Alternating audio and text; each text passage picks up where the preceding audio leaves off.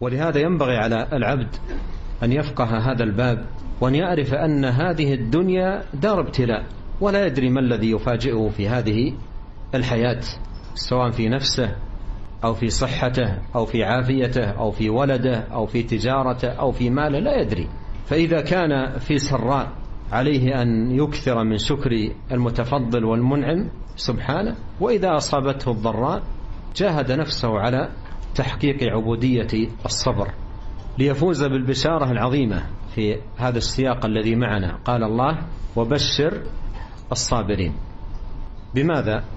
القاعدة عند أهل العلم أن المتعلق إذا حذف يفيد العموم. هنا قال وبشر الصابرين ولم يذكر بأي شيء، فيشمل ذلك البشارة بكل خير وفضل ونعمة في الدنيا والآخرة. فالصابر له البشارة المطلقة بكل خير في الدنيا والآخرة. وبشر الصابرين الذين إذا أصابتهم مصيبة قالوا إنا لله وإنا إليه راجعون. الذين إذا أصابتهم مصيبة قالوا إنا لله وإنا إليه راجعون. قال نبينا الكريم صلى الله عليه وسلم: عجبا لأمر المؤمن إن أمره كله خير، إن أصابته سراء شكر فكان خيرا له، وإن أصابته ضراء صبر فكان خيرا له، وذلك لا يكون إلا للمؤمن. فالمؤمن في سرائه حقق عبودية السراء وهي الشكر للمنعم سبحانه وتعالى، وفي ضرائه حقق عبودية الضراء وهي الصبر على المصاب، ففاز في سرائه بثواب الشاكرين، وفاز في ضرائه بثواب الصابرين، فهو فائز في الحالتين وناجح في الامتحانين، لأن كل منهما امتحان، ولنبلونكم بالشر والخير فتنة. ولهذا ينبغي على العبد المؤمن أن يتنبه في هذا المقام أن سعة النعمة الدنيوية وكثرة المال ليس دليلا بحد ذاته على محبة الله سبحانه وتعالى لمن وسع عليه في المال، كما أن ضيق ذات اليد وقلة المال ليس دليلا على بغض الله لذلك الشخص أو مهانته عند الله، وإن كان قد يظن أو يظن كثير من الناس ذلك.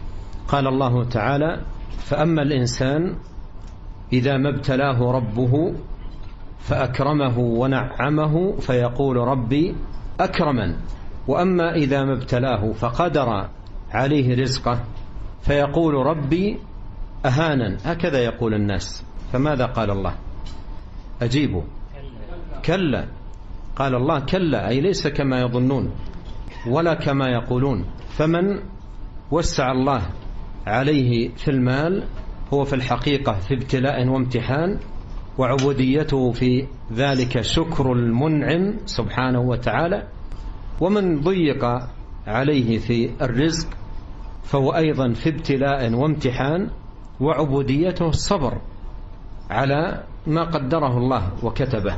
فإذا شكر من وسع عليه وصبر من ضيق عليه كان ناجحين في امتحانهما. ولأهل العلم بحث واسع في أيهما أفضل، الغني الشاكر أو الفقير الصابر، وكتب في ذلك رسائل مفردة. قال ابن القيم رحمه الله تعالى: سألت شيخ الإسلام ابن تيمية رحمه الله تعالى عن هذه المسألة، قلت أيهما أفضل؟ قال الأتقى لله، الأتقى لله منهما هو الأفضل. قال إن كان في التقوى سواء، قال هم في الأجر سواء. لماذا؟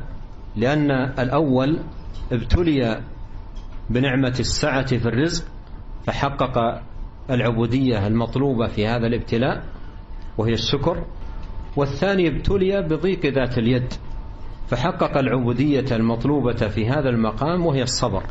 فالصبر عبودية عظيمة جدا، ولكن الشأن في التوفيق لها عند حصول المصاب ووقوع الابتلاء. وفي الحديث إنما الصبر عند الصدمة الأولى، فالشأن في ذلك، وإلا بعد الصدمة كل الناس يسلون سلو البهائم، لكن الكلام في المحك وقت الصدمة.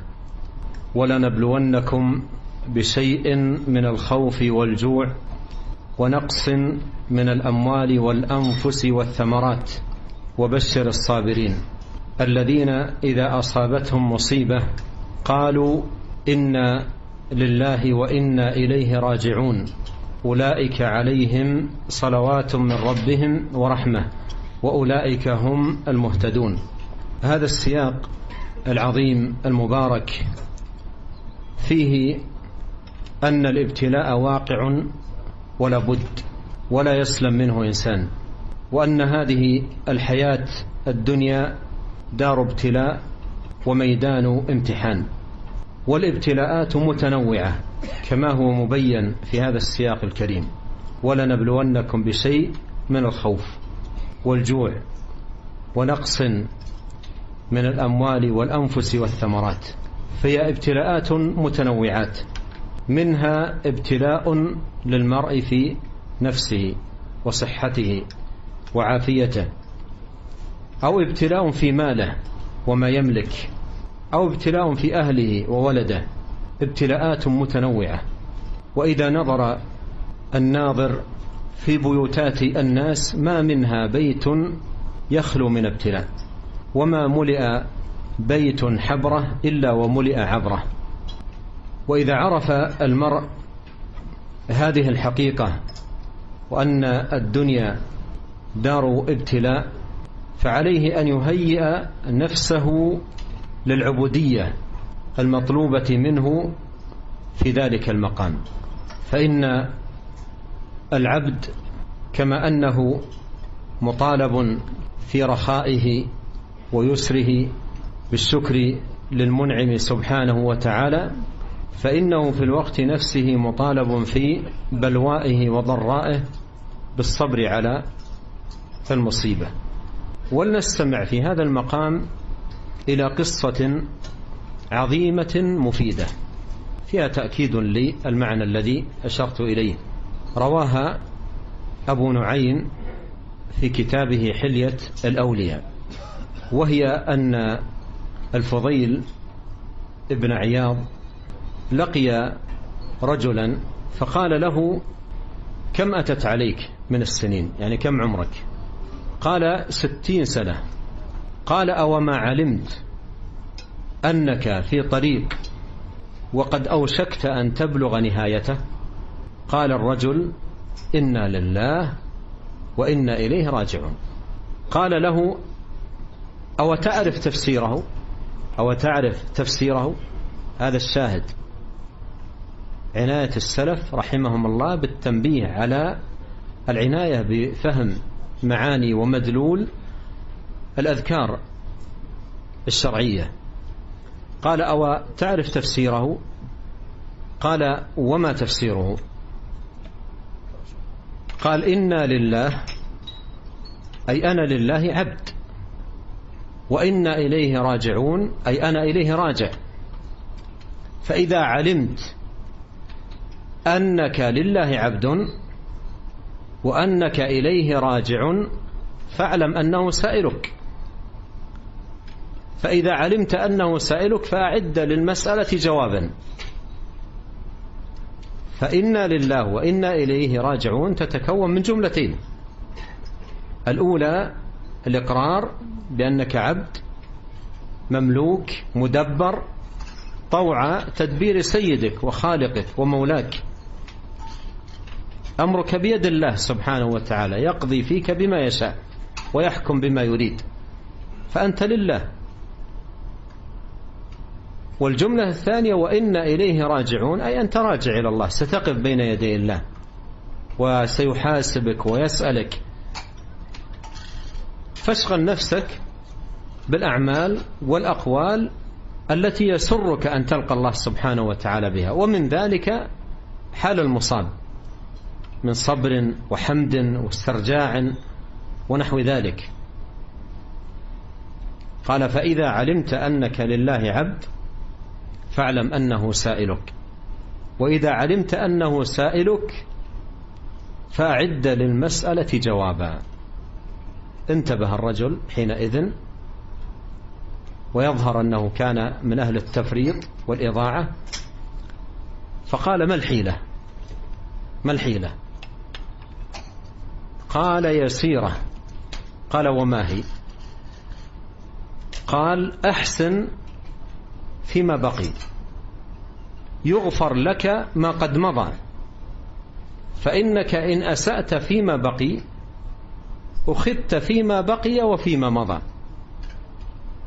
وهذه غنيمة عظيمة جدا. لو قدر أن شخصا عاش 60 سنة من عمره في تفريط وإضاعة، ثم تاب إلى الله وأناب إليه سبحانه وأقبل على طاعته جل في علاه، وعقد العزم على الاستقامة على طاعته، ولم يعش بعد ذلك إلا أيام قلائل، إلا أيام قلائل، تغفر له 60، يغفر لك ما قد مضى. لكن إن بقي مفرطا مضيعا أخذ بما بقي وبما مضى. وهذا هو الحرمان والخسران. نسأل الله لنا أجمعين العافية والسلامة. انظر هذه الكلمة ما أعظم شأنها، وما أحوج كل عبد إلى العناية بها حال المصاب. وفي حديث عظيم ثابت عن نبينا صلى الله عليه وسلم قال: إذا قبضت الملائكة روح ولد العبد المؤمن، قال الله سبحانه وتعالى لملائكته: قبضتم روح ولد عبدي؟ فيقول: نعم. فيقول الله: قبضتم فلذة كبده؟ فيقول: نعم. فيقول الله سبحانه وأعلم: ماذا قال عبدي؟ قالوا: حمدك واسترجع. قالوا: حمدك واسترجع. فيقول الله سبحانه: ابنوا لعبدي بيتا في الجنة وسموه بيت الحمد. قالوا: حمدك واسترجع. استرجع أي قال: إنا لله وإنا إليه راجعون. وهذه الكلمة كلمة عظيمة جدا، ينبغي على العبد أن تكون على لسانه وفي قلبه عند حصول المصاب، يبادر إلى الاسترجاع: إنا لله وإنا إليه راجعون. وعليه أن يقولها عن علم بمدلولها، وفقه للمراد بها، وتحقيق لما دلت عليه من إيمان.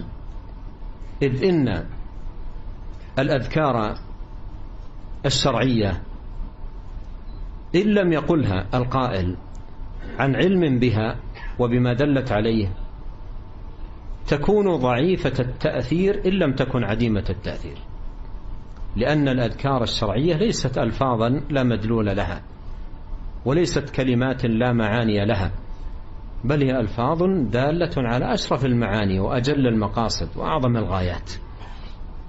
فيقول في مصابه: إنا لله وإنا إليه راجعون، مستحضرا المعنى، محققا الإيمان الذي انطوت عليه هذه الكلمة.